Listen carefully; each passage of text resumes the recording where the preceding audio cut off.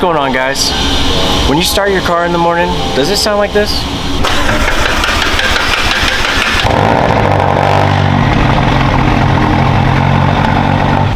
If your McLaren is making a loud clacking noise when you first start it up, 9 times out of 10, you have a bad cam phaser or phasers.